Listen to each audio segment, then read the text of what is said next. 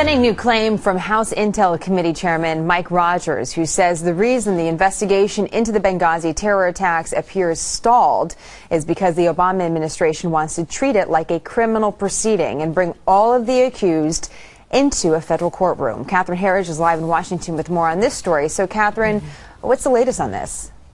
Well, Jenna, good morning. The head of the House Intelligence Committee, who was briefed on the status of the Benghazi investigation this week, tells Fox News that the administration's determination to prosecute the suspects in criminal courts, also referred to as Article III courts, with access to defense attorneys, has thrown up roadblocks.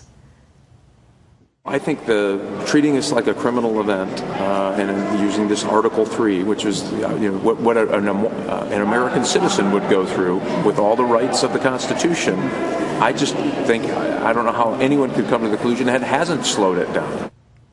And Rogers says there is overwhelming frustration expressed by federal investigators who did not get access to this crime scene. You're seeing some new photos of the aftermath until nearly 3 weeks after the fact, adding that identifying and questioning witnesses is a virtually impossible standard to meet. The Libyan government, according to the outgoing FBI director, he told Fox that it was too unstable to really offer the U.S. the kind of support it needs for such a complex international case, Jenna. Well, if that's true, then are there other options also being explored here besides this criminal proceeding? Well, it's a good question. We asked the congressman whether the Benghazi case was ultimately a kill or capture situation.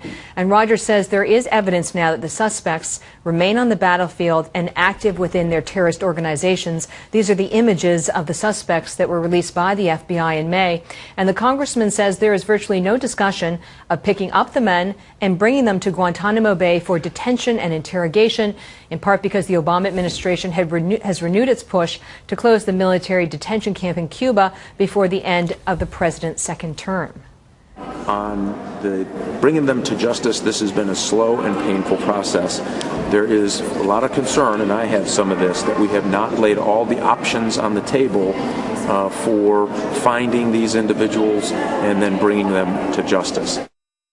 And Rogers says this isn't simply a partisan issue. This is the kind of frustration with the delays that is being felt by all members of the House Intelligence Committee, Jenna. At this time last year, we were trying to put together the pieces of what happened in Benghazi on September 11th, and we're still trying to do that. Catherine, thank you. You're welcome.